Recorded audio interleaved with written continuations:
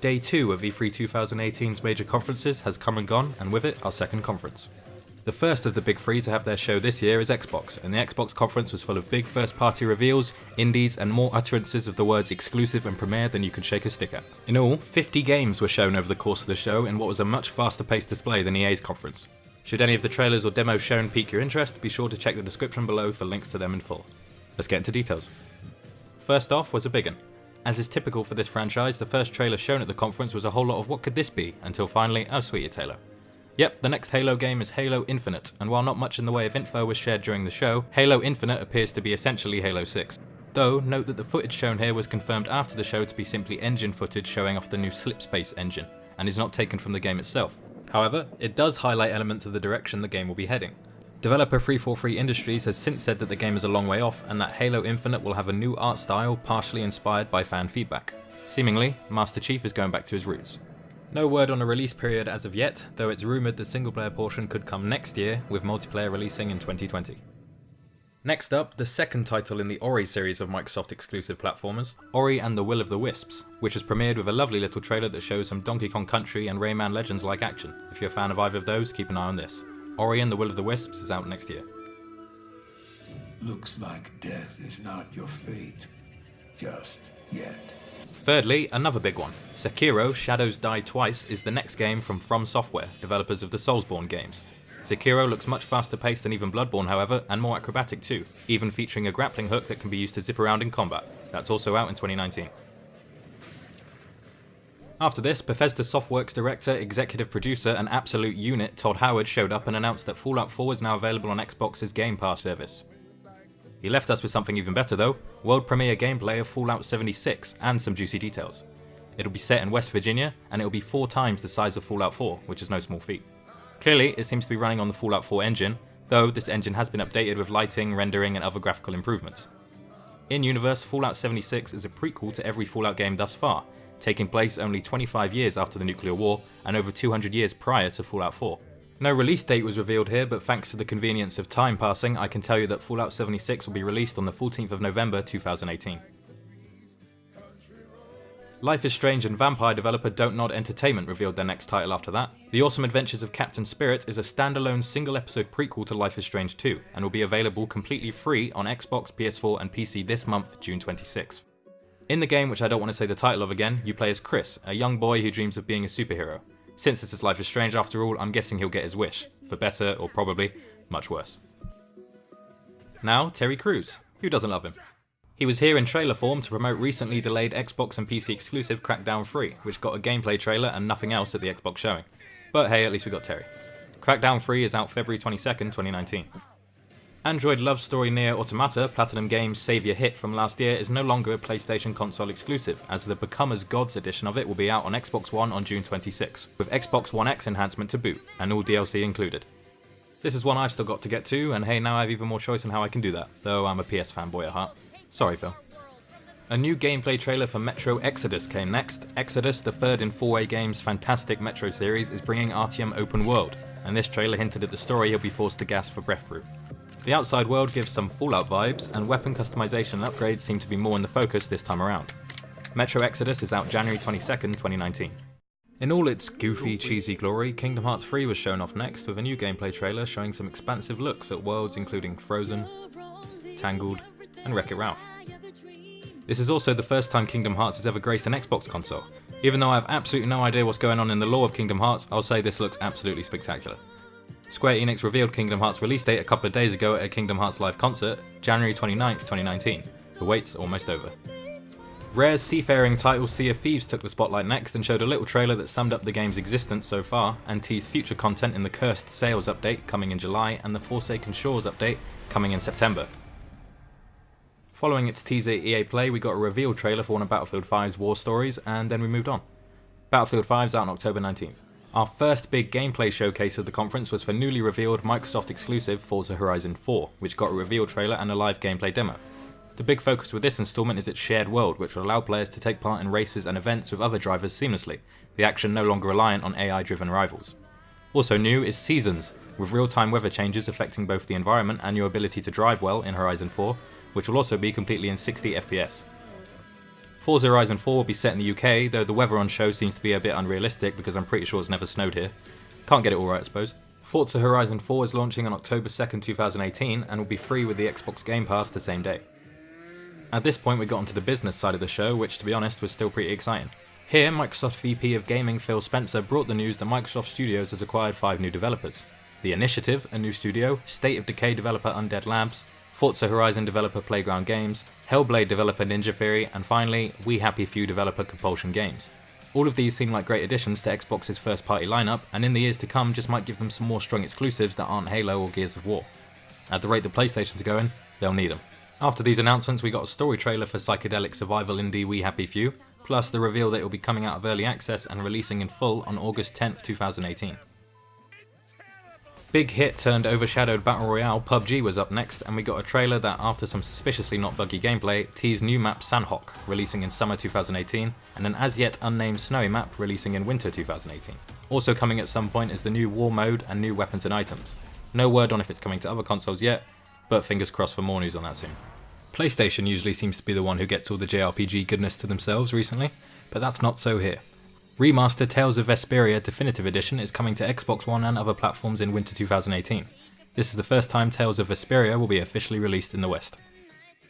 Another big reveal and gameplay showcase came in the form of Ubisoft's The Division 2.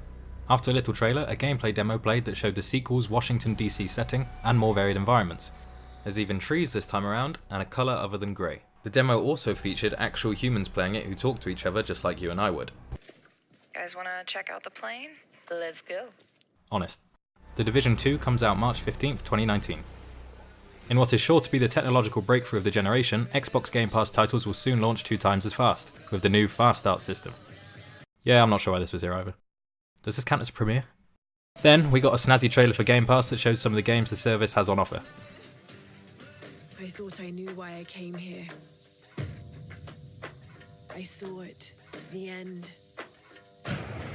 Shadow of the Tomb Raider, the concluding chapter in Lara's origin story, as much sense as that makes, got a trailer at the show next which teased story and revealed a first look at gameplay. While it looks like much of the same, when the same equals 2 stellar Tomb Raider titles, I really can't complain. The trailer showed some new story details and new and familiar characters and teased the prevailing theme in Shadow of the Tomb Raider, how Lara's tomb raiding destiny might be turning her into something she won't be able to come back from. Dark character arc incoming. See it unfold on September 14th. And now, what's the... Holy shit. Skate? Skate 4? Holy fuck, I can't believe it, it's Skate 4! Finally, after all these years, I'm gonna get to play... Oh, it's not Skate 4. Well, Session, a game that looks very much like Skate, is coming to Xbox One next year as a console launch exclusive, as well as PC. Long in development Korean MMO Black Desert will finally get its console release on the Xbox One as a launch exclusive. I'm gonna hazard a guess and say you don't know much about this one. The fantasy MMO revolves around a conflict between 2 nations and features PvP sieges and castle battles, but also allows for much safer activities such as housing, farming and trading. It's coming to Xbox One in beta during the fall of this year. Dante, the real one, is back. Devil May Cry 5 was, leaks aside, revealed next, and it's coming in spring 2019. I'm not really sure how to explain anything happening on screen at the moment, but it seems to be more of the crazy, fast-paced emo action the series is known for. Looks sick. In this installment, Nero, that's the short-haired one, is out for revenge against some guy after said guy cut off his favourite arm. That's the extent of my understanding, but I'm all for it. Furthermore, it's been in development for over 4 years, and it's been 10 years since Devil May Cry 4, so no doubt this is a long time coming. Last year's indie darling Cuphead is getting an expansion. Named The Delicious Last Course, it will introduce a new playable character, Miss Chalice, as well as more bosses, weapons, and more of everything else you'd expect from the 1940s cartoon Run and Gun. No specific release date on that yet, it will be out next year. Expect delightful rage and frustration. Another indie got the spotlight next, one developed by a single person at that. Tunic, an Xbox console launch exclusive, is all about this cute little foxy exploring the world in a Zelda-inspired adventure, complete with combat, puzzles, and climbing. No word on Tunic's release date yet, but Steam has it listed as 2019. Microsoft entered the final act of their conference with new game reveal after new game reveal, and the wave started with this anime crossover fighting game, Jump Force. From Bandai Namco, Jump Force pits characters from Dragon Ball, Naruto, One Piece, and more all against each other in 3v3 matches. Expect a lot of passionate shouting from both the fighters themselves and the hordes of pleased anime fans. Releasing 2019. Next, another big AAA reveal, the sequel to 2016's Dying Light. Dying Light 2. Techland's sequel was introduced with a trailer that showed off Dying Light 2's world. Since the Haran epidemic, the virus seems to have gone global, and the game's tone seems much darker than the originals overall. Surprisingly, there also seems to be far fewer zombies in the daytime, with human enemies and gangs being a bigger threat. But of course, never forget about those whom come out at night. Chris Avallone, narrative designer of Dying Light 2, who was also a designer on classic RPGs like Fallout 2 and Icewind Dale, came out and emphasised how your actions and decisions in Dying Light 2 will have major consequences both in plot and the world around you.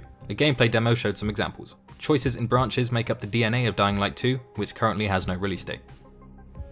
Bet you're not expecting this one, Battletoads. Yep, a new Battletoads game is in the works and will presumably serve as a follow-up to the 1991 classic. The teaser promised genre mashups, free-player couch co-op and hand-drawn 2.5D graphics. An Xbox console exclusive, no further information was shared, but it'll be out next year. Thanks yet again to the cursed leak spirits, we already know about this next one. Just Cause 4 from Avalanche Studios, whom really seem to be juggling a lot lately with this, Rage 2 and Generation Zero, was quote-unquote revealed next. Not a whole lot of info was shared in the revealed trailer, but longtime series protagonist Rico Rodriguez is back and he'll be coming up against his greatest enemy yet, tornadoes, and hopefully a more interesting story. See the outcome on December 4th, 2018. Xbox's massive franchise that doesn't feature the colour green is back. Yep, that's right, it's Gears of War Funko Pop. Alright, fair enough. This exists. No real details on gameplay for this yet, but hopefully it's more fun out of the box than pop figures are. Coming 2019 to mobile platforms. Thankfully, that's not all the Gears news we got. Rod Ferguson, studio head at Gears Dev The Coalition, came out and shared Gears Tactics, a real-time strategy Gears of War coming next year as well. Looks very XCOM. Exclusive to PC, it'll be a prequel to the entire series thus far, feature massive boss battles, squad and gear customization, and more of everything you would expect from an XCOM game. Where are we going? Back to where it all began. But that's still not all. Nope, to end the Gears segment, Rod introduced Gears of War 5, or Gears 5, the of war being shaved much like JD's head. New to the franchise with this installment is a female main protagonist in Kate from Gears 4, more stealth emphasis and the colour blue. A trailer was shown teasing the story in which Kate seems to be going rogue on her own personal agenda, as well as showing off some gameplay. Gears 5 will be out in 2019. Phil Spencer took the stage one last time after the Gears segment and addressed some of the next Xbox technology on the horizon. He vaguely described the next wave of Microsoft AI that will make gaming and characters more immersive. Also, like EA, Xbox will be launching its own streaming service allowing games to be streamed to devices such as your mobile phone. Spencer promoted console level quality for the service on any device, but we'll see how that goes. He also alluded to new Xbox hardware, saying the team who brought us the Xbox One X is working on the architecture for the next Xbox consoles. Yes, that's right, consoles. Perhaps the next generation will have its own standard and more powerful One X-like combo as well, or maybe it'll be something entirely different. In any case, don't expect much more on that until at least next E3. One final surprise came after this while Spencer was talking, as he was cut off while giving his closing speech. Thanks, and have a great evening.